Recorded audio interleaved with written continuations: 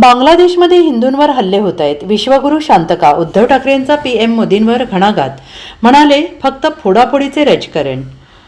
बांगलादेश अल्पसंख्याक असणाऱ्या हिंदू धर्मीयांवर सातत्यानं हल्ले होत आहेत. त्यामुळे बांगलादेशमधील हिंदूंसह संपूर्ण जगभरातील हिंदू धर्मीय चिंतेत आहेत. महाराष्ट्रात बांगलादेशच्या मुद्द्यावरून विरोधकांनी मोदी सरकारवर जोरदार हल्लाबोल केला आहे. आता शिवसेना ठाकरे गटाचे प्रमुख उद्धव ठाकरे यांनी पंतप्रधान नरेंद्र मोदी यांच्यासह भाजपवर घणाघात केला आहे. उद्धव ठाकरे म्हणाले की आपल्या देशाच्या संसदेचं अधिवेशन सुरू आहे.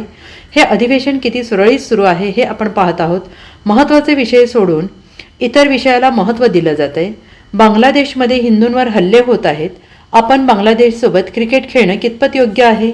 बांगलादेशमध्ये इस्कॉनच्या प्रमुखाला अटक झाली आहे. तिथे हिंदूंवर अन्याय होत आहे.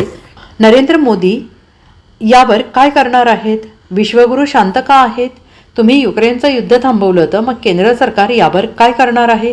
तुम्ही काय पाऊल उचलणार आहात का? असं सवाल उपस्थित करत उद्धव ठाकरे यांनी पंतप्रधान मोदींवर निशाणा साधला आहे. कामकाज सुरळीत चाललेलं आहे हे संपूर्ण देश पाहतोय. छान देशाच्या महत्त्वाच्या विषयावरती चर्चा होते. विरोधक आणि सत्ताधारी पक्ष विरोधक देशाच्या दृष्टीने महत्त्वाचे विषय तिकडे मांडतायत आणि सत्ताधारी सुद्धा छान त्याला उत्तरं देत आहेत असं चित्र तिकडे दिसतंय असं म्हणतात. दुर्दैवानं तसं होत नाहीये. महत्त्वाच्या विषयाला बगल देऊन नको त्या विषयाकडे चर्चा भरकटवली जाते आणि काही जे विषय जे इथे जात आहेत, विशेषतः हिंदुत्वाचा विषय, गेल्या काही दिवसांपासून बांगलादेशामध्ये हिंदूंवरती अत्याचार होत आहेत, हल्ले होत आहेत. तुम्हाला सगळ्यांना कल्पना असेल, एक 2-3 महिन्यापूर्वी बांगलादेशचा क्रिकेट संघ आपल्या देशात आला होता, हिंदुस्थानात आला होता. तेव्हा आदित्यने सुद्धा हा मुद्दा उपस्थित केला होता की जर बांगलादेशामध्ये हिंदूंवरती अत्याचार होत असतील तर अशा देशाच्या क्रिकेट संघाबरोबर आपण क्रिकेट खेळणं किती योग्य आहे.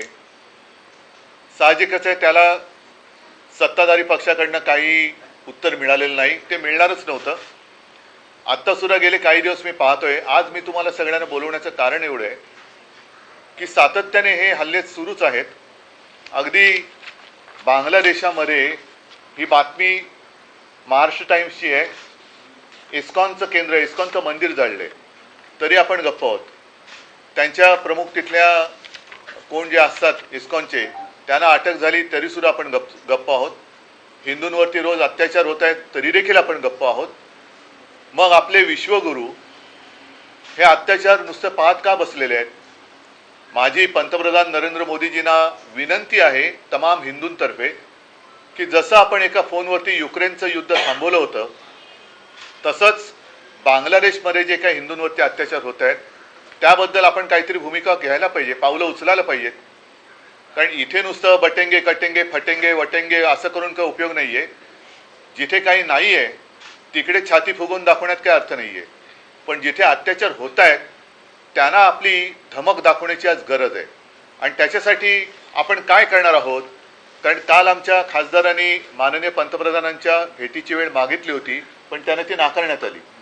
कारण मी सांगितलं होतं की रितसर आपण जाऊन पंतप्रधानांना एक पत्र द्यावं आणि त्यांचे व्याप खूप आहेत.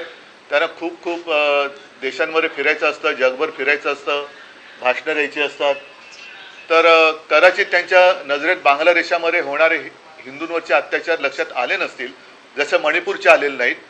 तसंच हिंदूंवरचे अत्याचार बांगलादेशात होत आहेत. मंदिर जाळलं जात आहे, आणखीन काय काय होते, संपूर्ण सगळ्या काय बातमी येत नाही आहेत. तर केंद्र सरकारने तात्काळ काय पावलं उचलणार आहेत हे स्पष्ट केलं पाहिजे. Bureau report, SBN Marathi, Mumbai.